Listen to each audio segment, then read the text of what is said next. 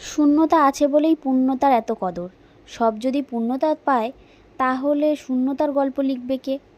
মানুষের বহুরূপী ছলনার আচরণ শুরুতেই চেনা যায় না বলেই বেইমান মানুষেরা দিব্যি দুর্বলতার সুযোগ নিয়ে আঘাত করে। কিছু মানুষের ওপর আমি 16 আনার অধিকার খাটাতে গিয়ে বুঝতে পারলাম তাদের জীবনে আমার 1 আনারও গুরুত্ব নেই।